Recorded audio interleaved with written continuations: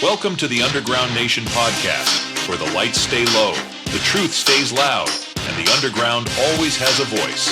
Tonight, we step into the shadows of the West Coast Underground with an artist who brings raw energy, dark narratives, and unapologetic authenticity straight out of Sacramento, California.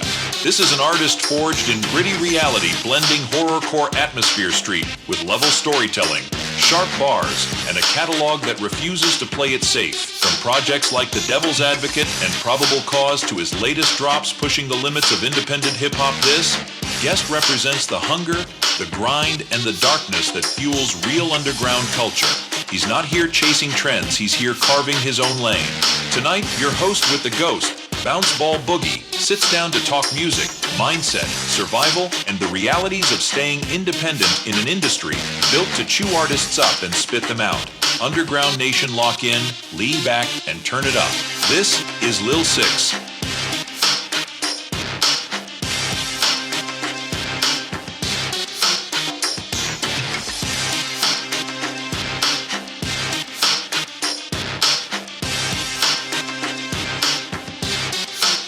From the ashes of Sacramento's darkest alleys, where the shadows breathe and the beats bang with a sinister heartbeat, emerges a voice that can't be ignored. He's the son of legacy, the heir to a throne carved in blood and bars, but he's built his own lane in the underground, unholy, unapologetic, unforgettable, known as the Prince of Darkness. He's not just another artist, he's a walking testament to survival, creativity, and the raw grit of West Coast wicked shit.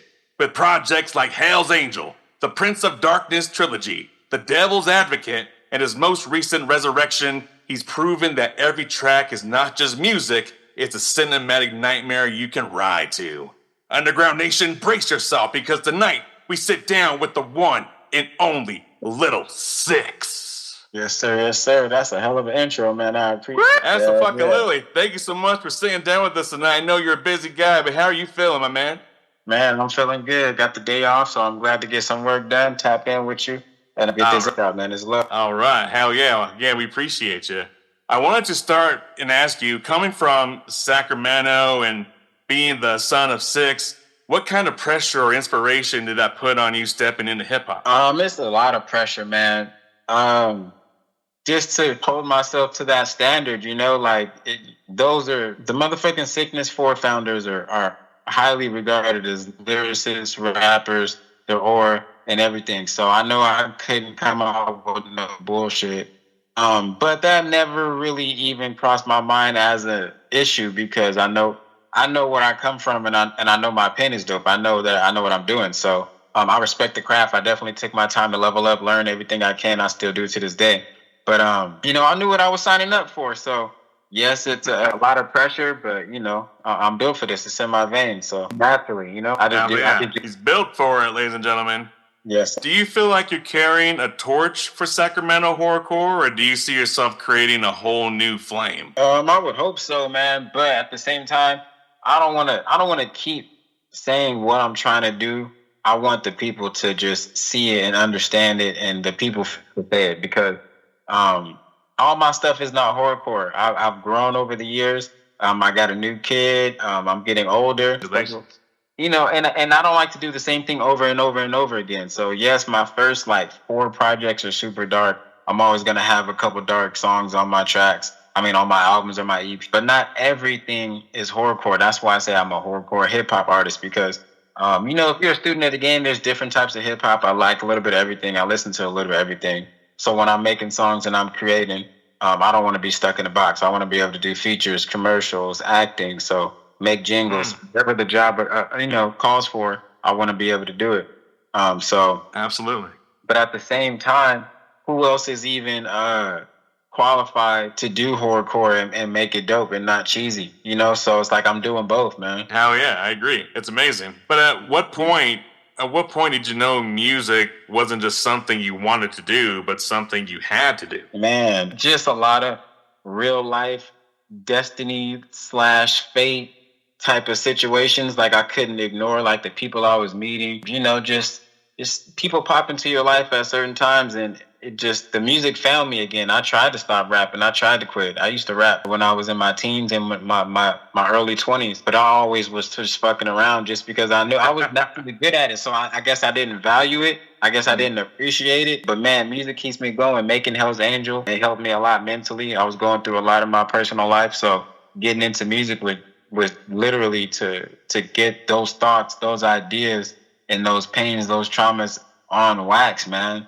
And that's just how I make my music. So whatever comes out is just, that's what I'm going through, or that's what I've been through. But now I create songs based off of what I want to hear.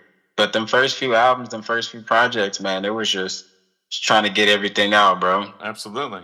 So are you saying that now you focus on creating music that you like to hear? So you're making it for yourself, and who resonates with it, resonates with it. It's always been that way.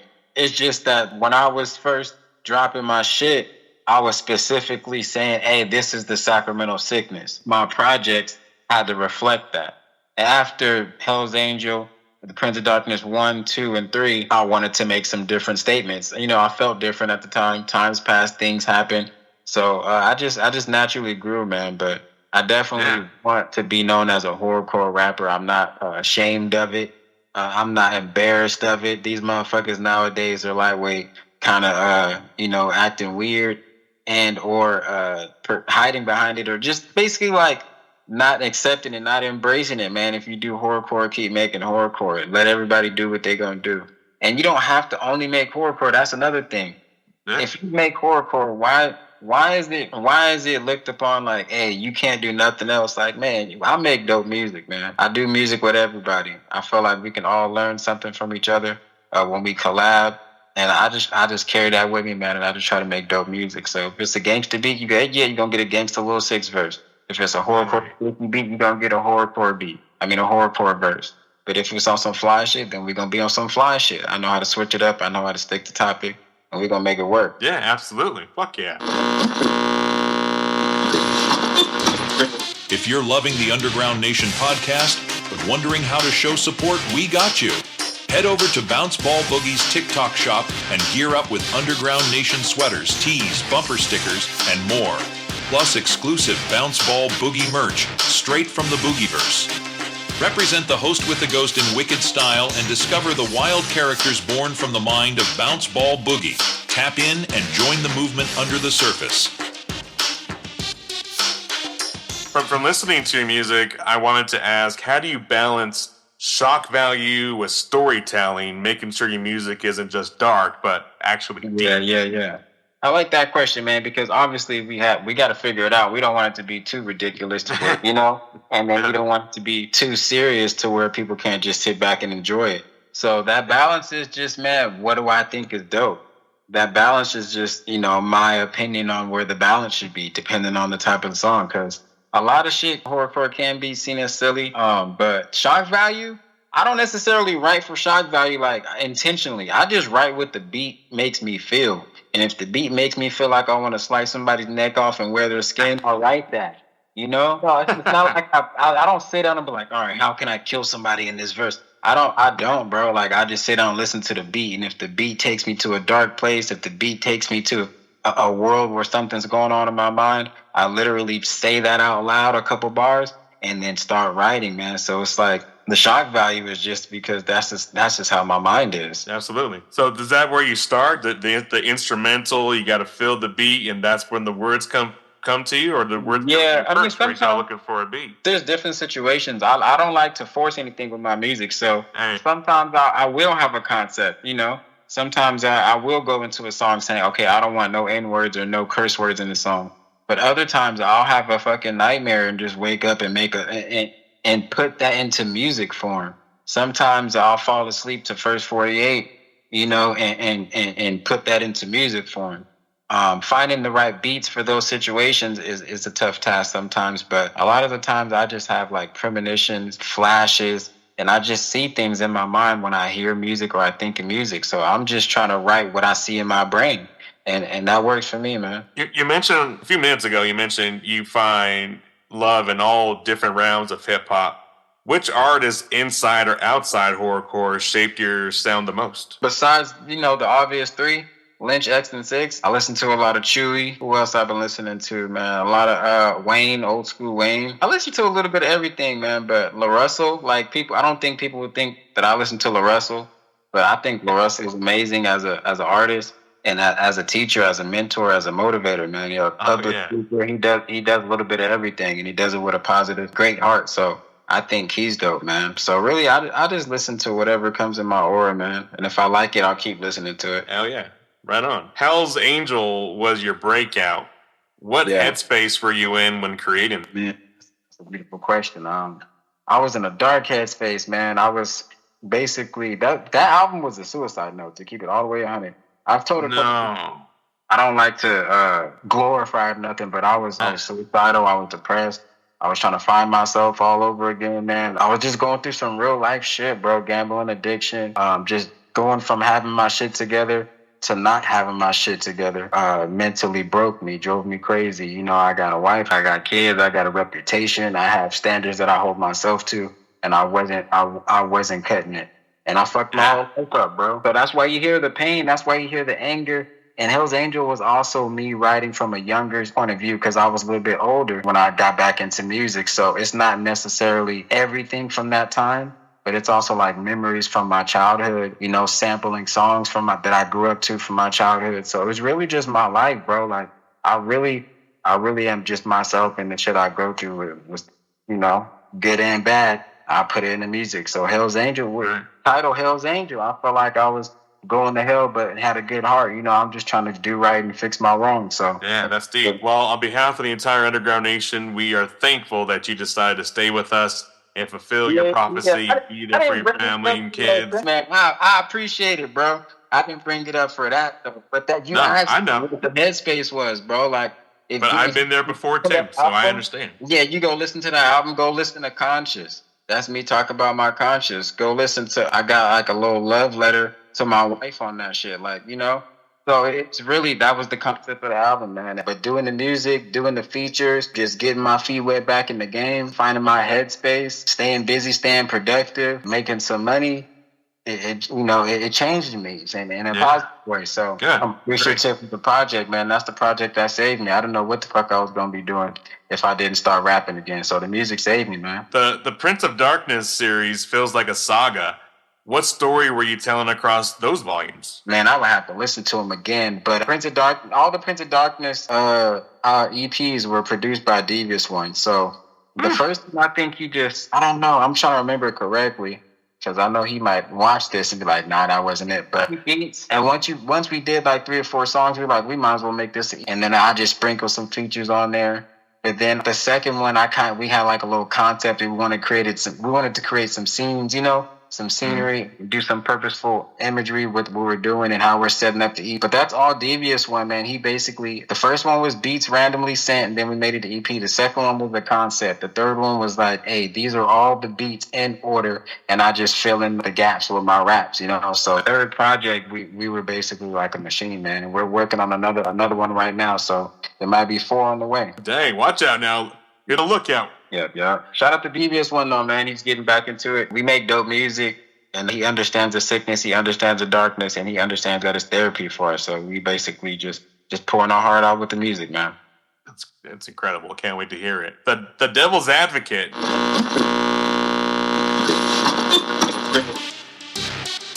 If you're loving what you're hearing with Lil Sicx, then trust you're going to love what you uncover next. Head over to underground-nation.com, where the culture runs deeper, the artists stay independent, and the underground gets the spotlight it deserves. The new issue of Underground Nation magazine is dropping this Christmas, packed with raw interviews, exclusive features, and the voices they won't play anywhere else. This isn't mainstream. This isn't watered down. This is the underground. Discover the artists. Support the movement. Visit underground-nation.com. What was the central theme behind that project, and what do you want listeners to take away? That theme is based on the movie The Devil's Advocate. That was one of the dope horror flicks. That's one of my favorite movies. Yeah, exactly. So it's not like a copycat of it, but it's basically loosely based off of that. That was the energy that I was bringing. A lot of people mistake that album as me admitting that I'm a devil worshiper. I'm not. It's based off the movie. It's a concept. We play with dark energy and light energy, and this one just happened to be called The Devil's Advocate, you know? Like, it wasn't no deeper than that.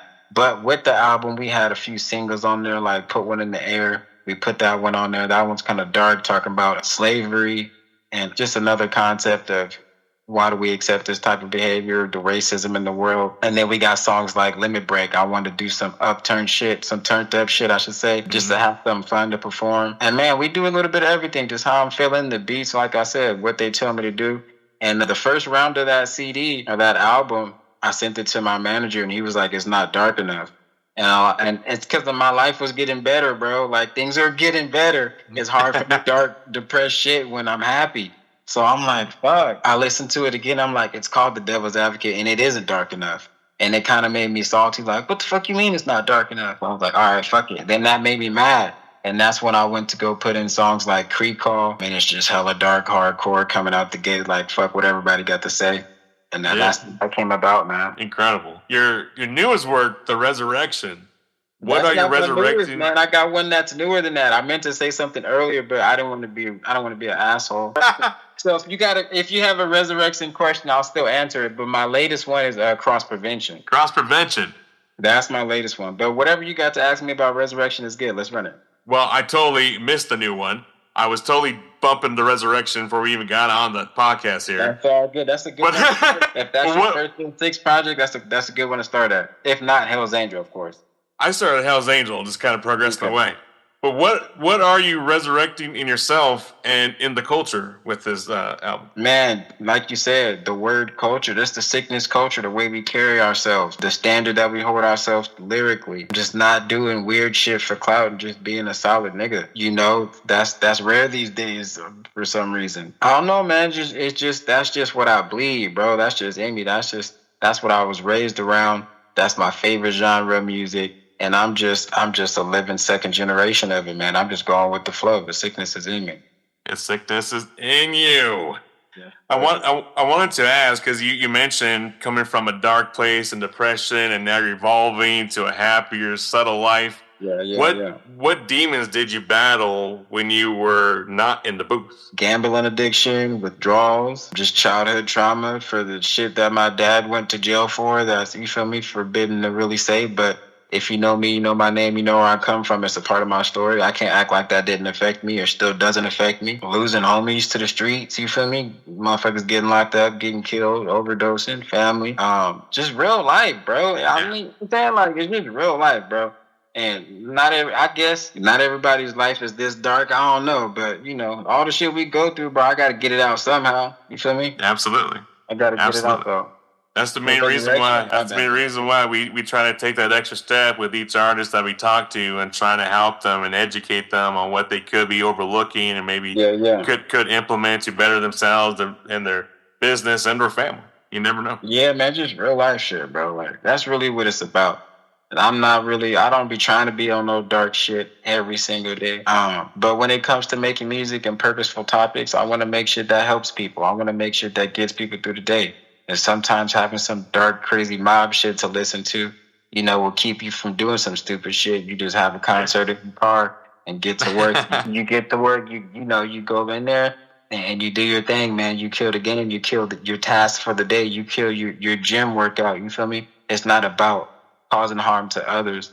It's about killing whatever is in front of you, as in what you got to get done and how to move forward and how to elevate. Because that's what I'm trying to do, man. So you said earlier, I make music for myself. That's really what it came down to as well, man. The music, the hip hop, the rap, mainstream, underground, when I started 2018, 17, shit was trash, bro. The mumble rap was crazy. So I really just wanted to make some dope shit that I could listen to and I could respect. And, you know, that's just the thing Sacramento West Coast rap should sound. These people aren't traditional anymore. Not everybody has to be traditional, but I just didn't want the Sacramento sickness to fade out and die out. I want the shit to live on. And that's why I'm representing this shit and pushing this shit so hard. But with everything you just said, what's the hardest sacrifice you've had to make to stay in the game? Shit. That's tough because there's a lot. But the hardest one is just not being sure if you're wasting your time or not.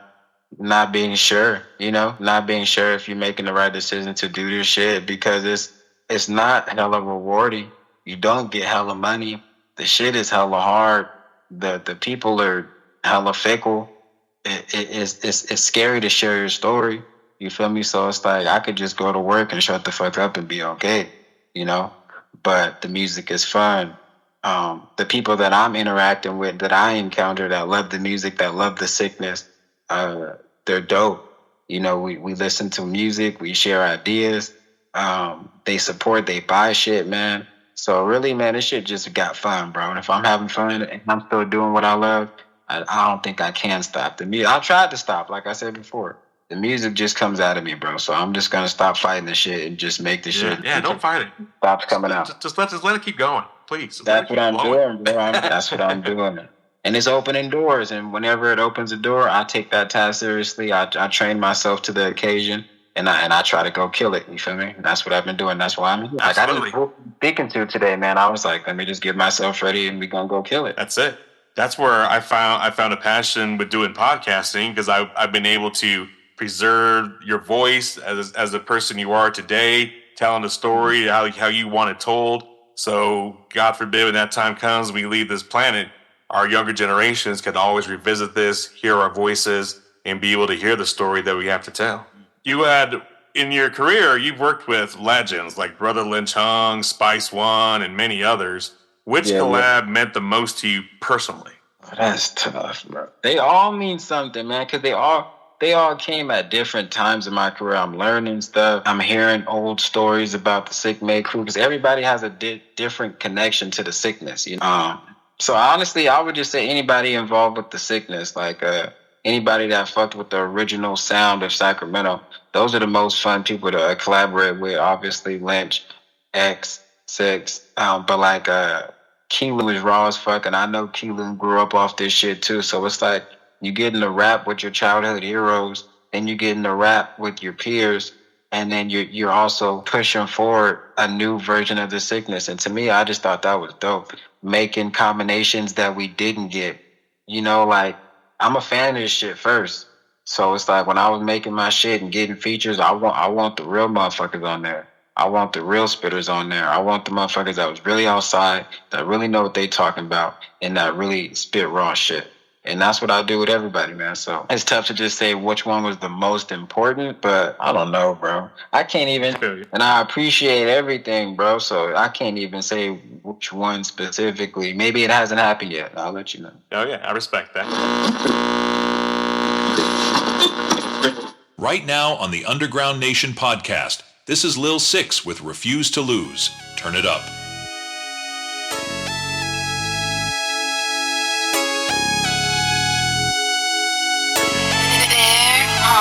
I refuse to lose.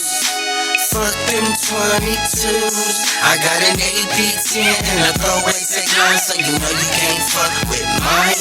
I refuse to lose.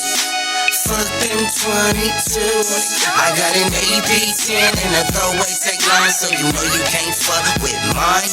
But killing my obstacle in life is turn these suckers into vegetables. If not, I let the chopper divide them up like a sectional and get away clean. Nobody will say a thing like a professional. Needless to say, view with discretion is suggested, ho. Everything that I spit is authentic. I get it. You get discouraged standing in my presence. I sense it. It's all up in your energy. You finicky. Then them type of suckers I don't want in my vicinity. You feeling me? They full of hatred and buku jealousy. Swearing they got my back, but whole time praying they see the end of me. But I be damned if you niggas let me victimized. If there was ever a problem between you and I, you ain't gonna leave this building alive. And I don't know what the fuck you smoking, doggy, I ain't joking. 40 to your chest, leave you open. I've been telling these niggas there ain't no threat. I'ma butt shots with the Beretta and I'ma squeeze till ain't nothing left. I refuse to lose. Fuck them 22s. I got an AP10 and a throwaway tech line, so you know you can't fuck with mine. I refuse to lose. Fuck them 22s. I got an AP10 and a throwaway tech line, so you know you can't fuck with mine. I've been influenced by the lowest of lows, hoest to hoes. When I get up on that stage, I don't see no family at my shows, and that's expected. still I do my thing and wreck shit. When I use my GPS, only time I follow directions. And I can't get no rest, cause the sickness is infectious. I act reckless if I'm feeling disrespected, double check it. I'm past street fighting, I got Glock and I got tech in. I ain't sending threats, but if you mobbing, you should check in. I don't got a problem swapping niggas out for FNs. If you searching and you certain you won't work, I got the best ends. Lately I've been feeling like niggas get lazy with their penmanship. So when it comes to spitting, I'm revoking niggas' membership. I was taught to not waste food. Sacramento has a deep underground scene. Do you feel it gets the respect it deserves? I feel like, yes and no. Because like when it comes to Sacramento now, if you know, a lot of artists put Sac on the map and pushed us back down there, back up there. But underground wise, it's like the kids don't respect it. And that doesn't necessarily bother me. But I feel like when we were coming up, this shit was our shit, so we respected it. And if anybody's coming up and they're rapping, I feel like they would be a better artist knowing their history, knowing their forefathers, and just knowing the culture of the rap game. Because a lot of them are raw as fuck, but they don't got no flow. They don't got no, I'm saying? Like they're missing something. And I feel like they're missing something because they haven't listened to 20 years of music. You feel me? And I don't expect them to go listen to everything, but I just feel like you learn from these artists. You feel different shit. You hear different shit, different cadences. It might inspire you in a different way. Because I think the shit's getting boring. I think the shit's getting repetitive. I think the kids are going doing the interviews, incriminating themselves. I think these motherfuckers enjoy going to jail. I think these motherfuckers like getting caught. So I'm just like, what the fuck is going on, bro? Like, why is everybody crashing out? And a lot of that comes with who you're listening to, whether people want to admit it or not. These young people, what you listen to is who you become. So, and maybe not for everybody, but for motherfuckers that's outside listening to this shit, doing what the music say is who you become. So be careful who you listen to, man. Make some E40 in there. He gonna give you some game. He gonna tell you how to get some money. You feel me? Like you listen to certain motherfuckers for certain reasons, man. Like you listening to only crash out shit. You only creating diss music. Where's that gonna lead you? And I hate to sound like that guy, but that's where I'm at with this music shit too, man. I'm trying to show these motherfuckers you can win without being dumb, without being compromised, without painting your fingernails. No disrespect to the motherfuckers that do, but if you're a gang, you don't do that type of shit, especially for no money or no clout or no fame. So it's like, keep it real, man. Keep it solid. Tell your story. If you're a square, you can be a dope-ass rapper. That's a square. Stay safe. Be smart. Make money. Live long. Stay blessed. That's it. Amen to that. If you could resurrect one artist from the past to collab with, who would it be and why? That's tough, but at the same time, the first person that popped in my head was Briz. I think he was dope as fuck. I think his life got cut short due to street drama or whatever politics happened. But I think that's one that we lost too soon. I feel like he was the next big star for Sacramento, and it would have been beautiful to see him blossom and perform all this shit and keep making new shit and just grow. And he was putting on for the city. He was putting on for his section. And it's just unfortunate that he had to go the way he went. But I think we could have made some crazy slaps. I think changed the way people rap. 10 years ago, everybody was trying to rap like Mozzie. And in the last 5 to 7 years, everybody's trying to rap like Briz. And it has been slowly changing to like the Stockton cats. But their flow was originally based off of Briz's flow. So I really think we lost a legend early. And his impact is still there. You can still hear it right now. The beat selection, the way they're flowing, all that shit, that's from Briz. So to answer that, it will be Briz. Got it. How can I say this? What does Prince of Darkness mean to you? Is it a crown, a curse, both? It's a little bit of everything. I'm glad you asked because R.I.P. Ozzy Osbourne. When I created the tag for myself, or when I started to say that, I was not aware that he called himself that. I would have avoided it completely, just out of respect. But obviously, I knew who Ozzy Osbourne is and was. But it didn't come out that way. I was trying to make random stuff for intros. I wasn't good at doing intros at the time, so I was practicing. I was at Funk Beta's studio, and I was just saying shit. Just the ideas. I'm just saying shit into the microphone to see what sounds dope. And I just ended up saying it, and I thought it was cool. And I kept it rocking, and it turned into what it turned into. Dang. That's from the music standpoint. But also, I feel like in a life standpoint, I'm the Prince of Darkness because I turn negatives into positives. And like I said, it's just been a dark life growing up. My father going away for what he went for. I always felt like he was the king of darkness. Like, that's the most fucked up way you could go. You could leave your family and the thing you could do. So it was like almost like I come from evil, but I got to make something right out of this. So it wasn't really saying the king and the prince out of something like I'm better than you at this. It was really like, man, this is what I come from. This is what I don't want to become, but this is the skill set that I have. This is the name that I have. How can I make this work? That's it.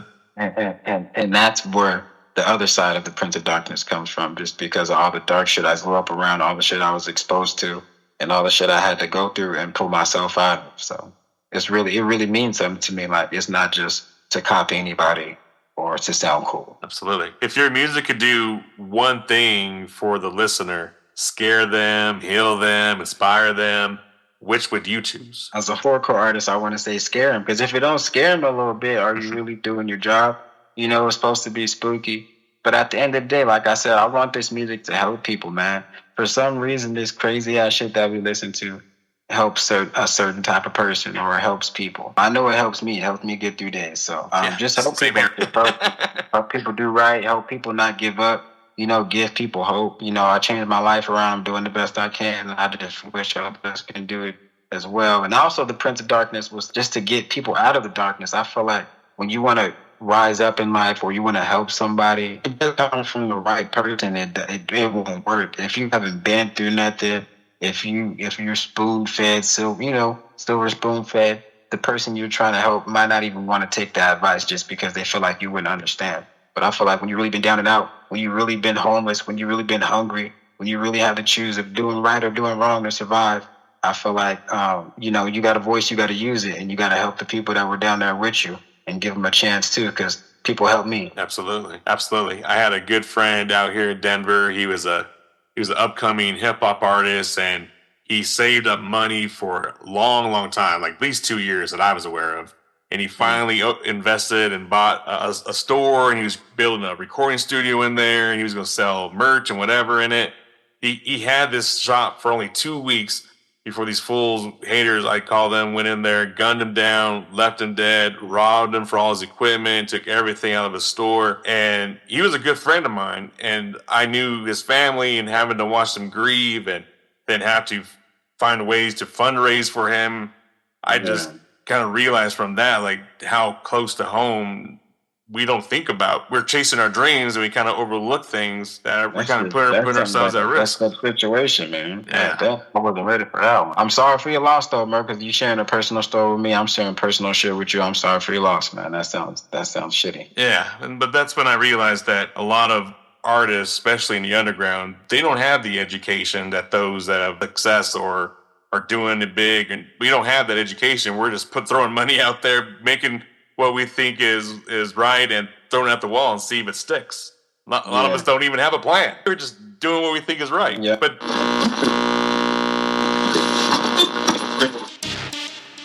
when trouble hits, it doesn't just hit you. It hits your family, your kids, the people you love most. Maybe you've got a teen who's making wild decisions, or a family member caught up in something serious, or you just want to be prepared before life pulls a fast one. So you call a lawyer, right? But have you ever checked the price of a legal consultation? Hundreds of dollars every hour before you even know what your rights are. Not anymore.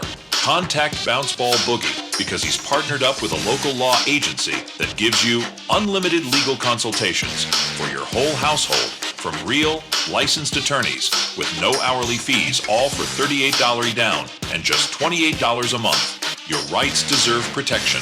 Your family deserves defense. And you deserve peace of mind. Here's what to do. Email ugnpodcast@gmail.com. Subject line: I need a lawyer. Boogie will personally respond with all the info you need. Don't wait for the worst moment of your life to find out what help costs. Protect your home. Protect your future. Protect your rights with Bounce Ball Boogie at your side.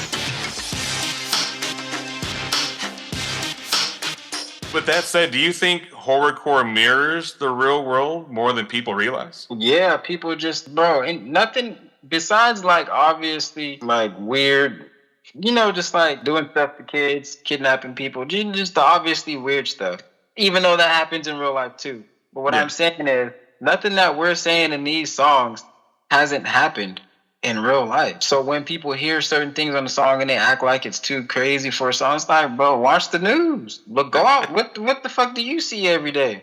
This shit, like, they try to pretend certain shit doesn't exist. And it's not how you solve a problem. By avoiding the topic, we talk about the shit that people are scared to talk about. And motherfuckers get canceled these days if you don't use the proper terminology, bro. Well, I'm not worried about that shit, bro. I wanna speak my mind. I wanna give my opinion. I wanna tell my story, and it's gonna come off dark and horrorcore because that's the way I want it to. This shit's not supposed to be soft, bro. It's not supposed to be pretty. It's not supposed to be perfect. And so the people that feel that way or that think that way, I just understand that horrorcore is not for them, and my music's not for them, and that's okay. That's right. That's all perfectly okay. I'll keep it all for us. Yeah, it's fine. Yeah, like, don't worry about it. Like, if whatever imaginary bubble you got going on, if that works for you to see positive and you to do, hey, more power to you. But I'm going to talk about this shit that I feel like is an issue, that's a problem that we could change, that we could work towards, or just the shit I see that I need to get out of my soul, That's it, amen. With your new mindset and everything that you're creating today, where do you see yourself 5 years from now? Still independent, signed, or building your own empire? Most likely building my own, man. I'm trying to put together a staff. I'm trying to put together a team. I'm trying to put together artists. I'm trying to basically become all the stuff that I wish that we had. So, if I see a void, I try to fill it. So I'm going to figure it out, man. And doing some movies, hearing my shit in movies, hopefully starring in some. I want to be in a horror film. I want to make this shit work all the way full circle, not just I can rap good. I feel like I can act. I can do more than that. I have a few different talents, but I just feel like if we're going to blow it up as much as we can with the help of the people like you, I'm going to be exactly where I need to be in 5 years. And I know I'm not going to quit. I know I'm not going to slack up. So all the work that I put in, wherever I end up in 5 years, that's where I'm supposed to be. I'm okay with that because I know I'm going to push every day. Absolutely. Just know you got full support from all of us here at Underground Nation. So anything you got coming out with music, movies, collaborations, we will definitely help you push that up as much as we possibly can. Yes, sir. Thank you. I hella appreciate it. For all our listeners out there in around the Underground Nation, if someone only had time to hear one Lil Sicx track to know who you are, which one would you point them to? Make It Out featuring Love Gang J. It's on the Resurrection. I feel like that one tells my story in a good way. It gets people to listen. There's no curse words in that one, so it'll get people to listen from all areas of life, and it's still hardcore enough to make you want to hear my other shit. Hell yeah. Yes, so sir. What message do you have? You were kind of talking about it earlier with the younger generations. What message do you have for the younger artists who's battling demons but still trying to make it? No, younger people really don't like to listen or take advice. Because I didn't. Because we think we know it all. Because we think we're the shit. Because, you know what I'm saying? So it's just like, man, just make sure if you're following anybody, make sure you got a good leader. Make sure you're actually following behind somebody that wants your best interest, that has your best interest. And just don't crash out, man, because shit's just way too common these days. Motherfucker just giving up, crashing out, or just risking something for crumbs. And it's like, nah, bro, you way too dope for that. Just don't crash out. Give yourself a chance. Everybody ain't gonna make it, but give yourself a chance, man. That's all. Take the bet on yourself. Take the risk. Don't hold back. Every time you get little butterflies in your stomach, feel nervous, you're about to go do something big, freaking do it. Don't walk away. Don't step off that stage. Get out there. Well, finally, Lil Sicx, what's next? What should the underground brace itself for? For more music, more videos, and I honestly don't like announcing shit anymore, bro, because it comes out of me. It comes out of me when it comes out of me. So, I got my new merch. Y'all can support the merch right now. I got shirts and hoodies. I got CDs. I got posters. I got stickers. And I got slaps. But as for the future, man, just new music, new videos, and whatever else comes to mind, man. Whatever doors open up for me, I'm going to make it happen. Incredible. So where do we go to find his merch and music and everything else you're mentioning? I'm on all social media and all music platforms under the name Lil Sicx, LILSICX. But I'm on Instagram the most, man. So if you got Instagram, follow me. I'll follow back. I comment, I support. I'm not a hater type of dude. I feel like everybody should be supporting everybody. So if you follow and support, I'm gonna do the same. If you share my shit, I'll share your shit. But you can go on there for my merch, for my songs, for my links. It's all on my Instagram, Facebook. Just look up LilSicx and you're gonna find me. Google me. There it is, ladies and gentlemen. Go find Lil Sicx right now. Any shout outs or thank yous you want to give? Man, shout out to Atrophy for linking us up, man. For putting this together, for middleman this. So I appreciate you, bro. Thank you. That's Lil Sicx, aka the Prince of Darkness. Yeah. Lil Sicx, thank you so much for joining us here tonight. You're an amazing artist. Again, you have our support here at the Underground Nation for everything upcoming. And everyone listening, make sure you go follow Lil Sicx right now on Instagram. Yeah, do that. He's following you back, so you better take this opportunity before he does his mind. After I get to 6,666 followers, I'm gonna stop following people back. So y'all got through then. You better go now. Get off your ass. Get over there to Instagram. Follow Lil Sicx. This is the Underground Nation magazine with Lil Sicx. And we are out this piece. Thank you, Lil Sicx. We appreciate you so much, man. It's love, man. Hell yeah.